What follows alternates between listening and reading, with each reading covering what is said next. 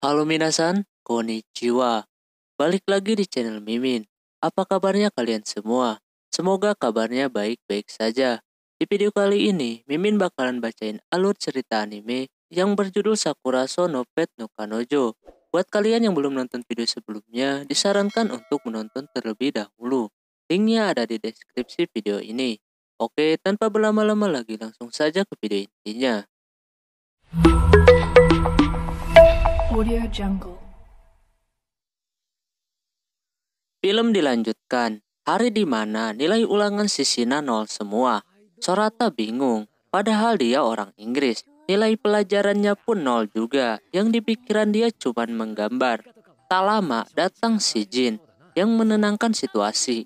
Tak lama juga datang si Misaki, yang terjun dari atas. Shina bukannya belajar buat remedial, dia malah ikutan main game bersama Misaki. Lalu Sorata dan Jin memutuskan untuk minum teh bersama. Tak lama kemudian, si Misaki datang dan marah-marah karena nggak diajak minum bareng. Keesokan harinya, Sorata mengantar Shina untuk remedial dan dia nunggu di kelasnya untuk 3 jam ke depan. Tak lama, ada yang nelpon Sorata. Kayaknya itu adiknya. Setelah di kelasnya, datang si Aoyama yang katanya dia dipanggil oleh gurunya karena belum bayar sewa tempat tinggal. Tak lama, tiba-tiba perut si Aoyama berbunyi karena kelaparan. Alhasil, Sorata memberinya roti. Terus dia pergi berangkat kerja. Singkat cerita, Shina selesai remedial. Hasilnya 100 semua. Gila. Banyak orang yang serius pengen nilai 100. Shina malah nunjukinnya pas remedial. Pas perjalanan pulang, Shina pengen makan roti melon. Tak lama kemudian, Sorata melihat Aoyama yang pusing ketika kerja. Alhasil mereka istirahat di taman. Di situ Aoyama bercerita kalau sebenarnya keluarganya nggak setuju kalau dia sekolah di situ. Jadi karena keinginan dia, jadi dia harus membiayainya sendiri. Lalu Sorata menyarankan untuk tinggal di Sakuraso saja, karena bayarannya yang murah. Si Aoyama gak kepikiran dengan itu. Di sisi lain, si Shina ngawur kalau ngomongnya yang membuat si Aoyama mikir yang enggak. Ketika Sorata minta bantuan, dia malah tidur. Dan makin-makin kesal si Aoyama. Lalu Aoyama akan pindah ke Sakuraso dan akan membuktikannya sendiri apa yang suka dilakukan Sorata kepada Shina.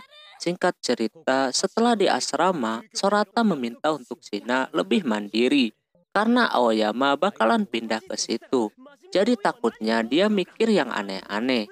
Lalu si Jin menyarankan untuk jadi pacaran bohongan saja dengan Shina. Tapi Sorata nolak dan menyimpannya untuk rencana B. Keesokan harinya, Aoyama sampai di sana. Tak lama kemudian, datang si Misaki yang langsung ngacak-ngacak barang si Aoyama. Di sisi lain, Shina baru muncul, yang bajunya terkena air teh. Dia meminta Sorata untuk menggantinya, tapi malah Aoyama yang mengajaknya ke kamar Shina. Pas dia masuk, pemandangan kamarnya seperti biasa.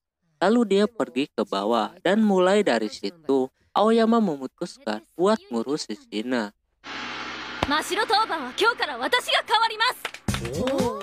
Di situ Aoyama mulai memberikan cara-cara biar dia bisa melakukan apa-apa.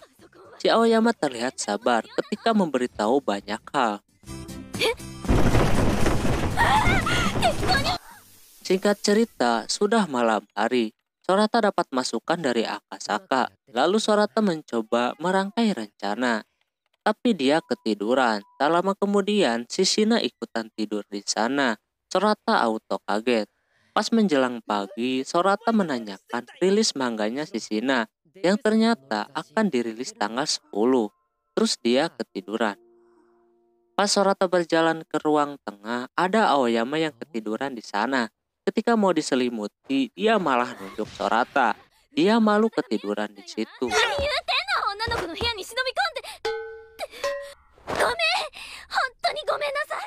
Aoyama ketiduran ketika sedang menghafal buat acting suaranya yang akan dilaksanakan pada tanggal 10 juga. Lalu Aoyama pergi untuk bersih-bersih.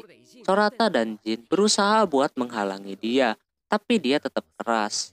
Sorata mengatakan kepada Jin kalau Shina lagi tidur di kamar dia. Ketika dia mau meminta bantuan si Jin, malah dia nggak peduli.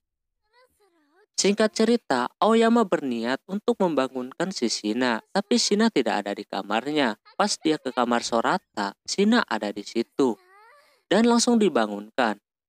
Aoyama mengajak untuk mencuci baju. Ada Sorata yang tidur di sana. Shina mencoba mau nyuci, tapi masih belum lancar dan masih membutuhkan orang lain. Setelah selesai nyuci, Aoyama merasakan kalau Shina sebenarnya mau diurus sama Sorata. Tapi Aoyama tetap berusaha. Setelah itu, Aoyama latihan buat acting suaranya, tapi dia terlihat mengantuk. Sedangkan rekannya mengandalkan dia. Singkat cerita, Aoyama pulang membawa makan malam. Di situ dia udah kayak mengurus semuanya. Pas mau ngajak Shina makan, Shina tertidur. Di sisi lain, Sorata bercerita dengan Jin tentang Aoyama yang lagi bekerja keras sendirian. Terus Jin juga bercerita kalau dia tidak masuk Universitas Suimei. Jin akan meneruskan ke Universitas Seni di Osaka. Tapi Sorata tidak boleh ngasih tahu ke si Misaki. Alhasil dia kebingungan. Tak lama si Misaki mendengar Sorata sedang ngomongin Jin. Lalu Misaki minta saran supaya bisa dekat dengan Jin. Layaknya sepasang kekasih. Karena dia gak bisa bantu, Sorata mengajak Misaki main game. Dan akhirnya dia gembira kembali. Singkat cerita, udah tanggal 10. Akhirnya Sorata ikutan kompetisi pembuatan desain game. Tak lama kemudian, si Shina datang. Katanya ada yang aneh dengan Aoyama. Pas dia lihat, ternyata dia terkena demam. Padahal, hari itu tanggal acaranya si Aoyama. Dia bersikeras pengen pergi, tapi mereka membawa Aoyama untuk istirahat. Setelah itu, mereka rapat.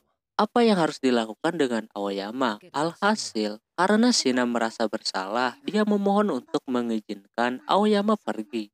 Alhasil mereka bersusah payah untuk membantu Aoyama pergi. Di sisi lain, Chihiro Hensei melarangnya pergi, tapi mereka berhasil pergi. Singkat cerita, sampai di tempat tujuan, Sorata dan Shina menunggu di luar. Tak lama kemudian, turun hujan, lalu mereka masuk ke toko atau apa gitu untuk berlindung. Nah, di situ Sorata baru ingat kalau hari itu juga tanggal perilisan manganya si Shina. Tapi Shina fokus menunggu kepulangan si Aoyama. Setelah lama menunggu, akhirnya selesai. Aoyama gagal dan rekannya kecewa dengan Aoyama. Sorata berusaha menenangkan situasinya. Yang nampak Aoyama kecewa dan sedih sama hasilnya. Singkat cerita, Jin, Misaki, dan Sorata curhat kembali tentang si Aoyama yang orangnya kelihatan pekerja keras dan gak mau kelihatan lembek. Jadi terhambat sama apa yang dia jalankan di sekolahnya. Di sisi lain, Shina mendampingi si Aoyama sampai pagi karena dia merasa bersalah. Keesokan harinya terlihat Jin lagi masak buat si Aoyama. Lalu Sorata membawa ke kamarnya. Di sisi lain, Aoyama merasa malu ketika dia menangis di hadapan si Sorata. Ampe ngomong sama bonekanya. Tak lama, Sorata datang lalu menyuapinya walaupun dia malu-malu.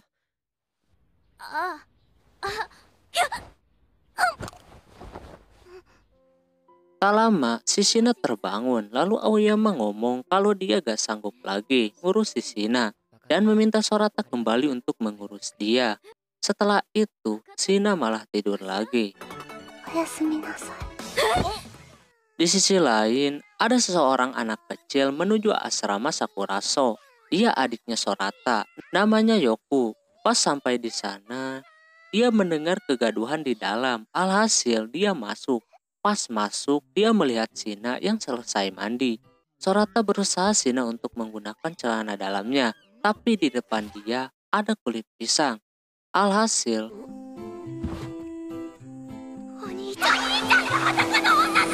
adiknya kaget dong.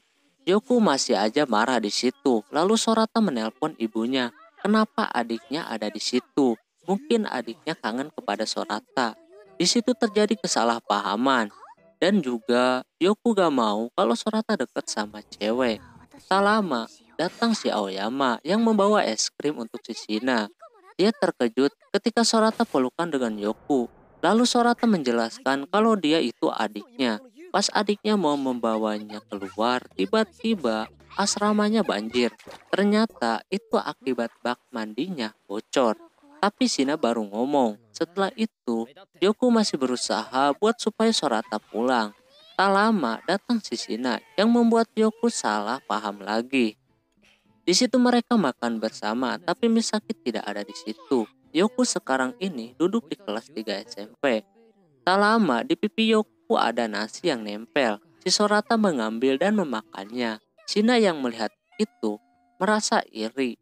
Lalu nasinya ditempel-tempel. Tapi Aoyama yang mengambilnya. Di situ ributlah kayak orang gila. Setelah itu mereka pergi mandi bersama. Kalau di sini mungkin jangan dibahas lah ya. Kagak pantas rasanya. Kita next aja.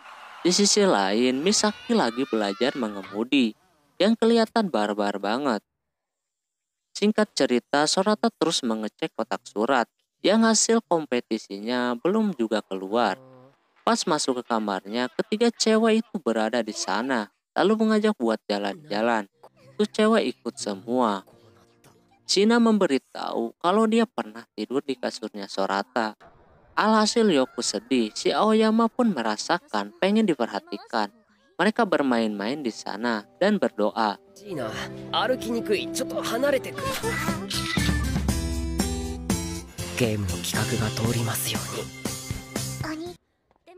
Setelah itu, Aoyama nggak sengaja kesandung.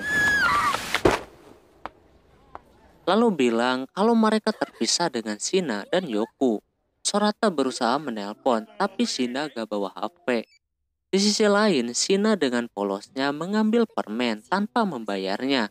Setelah itu, adiknya merasa sedih, tapi Shina yakin kalau Sorata akan menemukannya. Tak lama kemudian, Sorata menemukan Shina dan juga Yoku. Tapi si tukang permen nagih duit karena Shina belum bayar. Setelah itu, mereka pulang.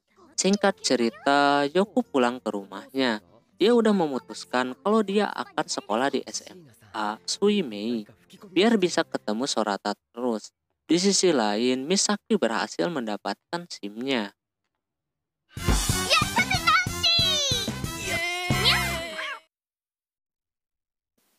Singkat cerita, ada surat yang Sorata tunggu-tunggu. Tapi si Aoyama lupa membuka kacamatanya. Dia auto malu. Pas Sorata membuka suratnya, dia lolos tahap pertama. Dan surat yang satunya berisi tulisannya, apa itu cinta. Yang ternyata itu surat dari Shina. Dia ingin tahu apa artinya cinta, karena dia dapat saran dari Ayano. Kalau mau ketika menggambar manga, harus mengerti apa arti dari cinta itu. Tak lama datang si Aoyama lalu mengajak Shina keluar karena dia gak pakai celana. Tiba-tiba aja Misaki juga datang karena kesal Sorata mengusir ketiga cewek itu. Setelah itu Sorata meminta saran ke si Akasa tentang presentasi, tapi dia cuma ngasih tahu soal penampilan aja. Akhirnya yang lainnya ikutan membantu. Percobaan pertama Sorata mendapat banyak masukan. Dia terus mencoba sampai akhirnya sampai di acara tersebut. Sebelum berangkat, Shina memberikan sebuah jimat keberuntungan. Singkat cerita, dia mulai beraksi. Tapi pas mau dimulai presentasi, Fujisawa sang idola Sorata langsung bertanya, kenapa mau bikin desain game? Sorata di situ bingung. Dan alhasil rusak semua presentasinya. Dia kehilangan fokus dan dia tidak lolos ke tahap berikutnya. Dia pulang dengan rasa sedih. Pas sampai di asrama, Sorata masih aja sedih. Di situ ada Shina. Sorata menyuruh Shina pergi, saking kesalnya. Di sisi lain, Aoyama mendengar kejadian itu. Si Misaki dan Jin juga jadi tahu kalau Sorata gagal. Alhasil, mereka berdua berencana buat bikin pesta atas kedatangannya si Aoyama. Di sisi lain, Sorata masih kesal dengan hasilnya. Tak lama kemudian, datanglah si Misaki sambil menyemburkan banyak daleman di sana. Katanya mau ada pesta renang di sekolahan. Malam itu juga. Awalnya Aoyama menghalangi Sorata buat ikut, tapi karena Sorata pengen senang-senang, akhirnya dia setuju. Sampai di mana mereka menerobos masuk ke sekolahan demi berenang. Aoyama ataupun Shina, udahlah, pakaiannya udah cocok. Disitulah mereka bersenang-senang.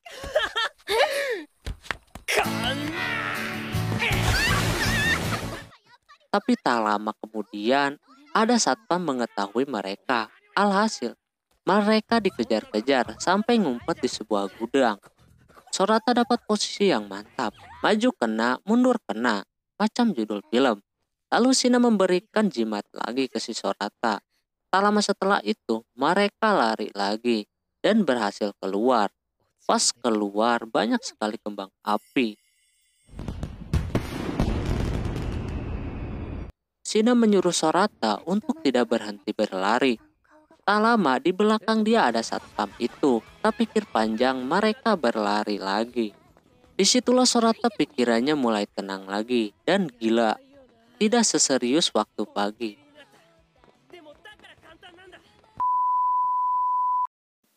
Oke, mungkin segitu dulu untuk video kali ini. Mohon maaf bila ada kesalahan dalam penyebutan nama, tempat, atau yang lainnya. Dan semoga kalian juga terhibur. Dan sampai jumpa di video selanjutnya. Ya, mata nih. Bye-bye.